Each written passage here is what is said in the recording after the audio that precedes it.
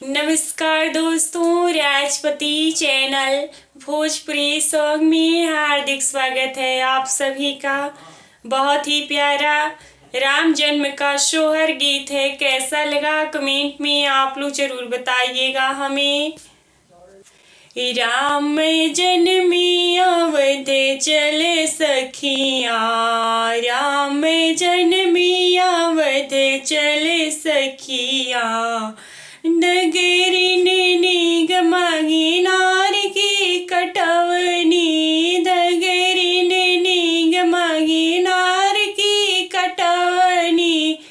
कौशल्या की हार मांगे ना के कटवनी, कौशल्या की नार मांगे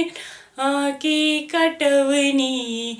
राम जन्मी अवध चल सजनी, राम जन्मी अवध चल सखिया, राम जन्मी अवध चल सखिया,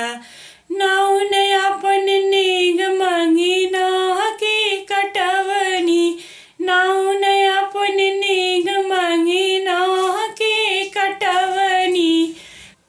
कौशल्या की पाजेव मांगे ओठ की रंगवनी, कौशल्या की पाजेव मांगे ओठ की रंगवनी, राम जनमी अवध चल सखिया, राम जनमी अवध चल सखिया, राम जनमी अवध चल सखिया,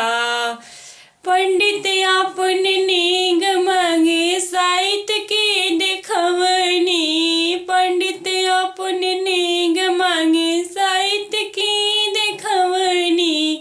राजा दशरथ की घोड़ा मांगे नाम की धरवनी,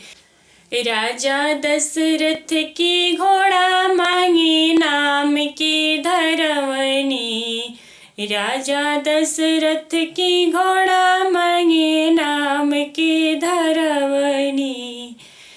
राम जनमी अवध चल सखिया, राम जनमी अवध चल सखिया, ननद अपन नेग मांगे सौर के लिपवनी, ननद अपन नेग मांगे सौर के लिपवनी, कौशल्या के कंगना मांगी काजल लगवनी, कौशल्या के कंगना मांगी काजल लगवनी, कौशल्या के कंगना मांगी काजल लगवनी, कौशल्या की हार मांगी काजल लगवनी, कौशल्या की झुमका मांगी सौर लिपवनी, कौशल्या के पैजन मांगे टीका लगवनी, राम जनमी अवध चलो सखिया, राम जनमी अवध चल सखिया, राम जनमी अवध चल सखिया। वीडियो अच्छा लगा हो तो प्लीज़ लाइक शेयर सब्सक्राइब जरूर कीजिएगा। धन्यवाद दोस्तों।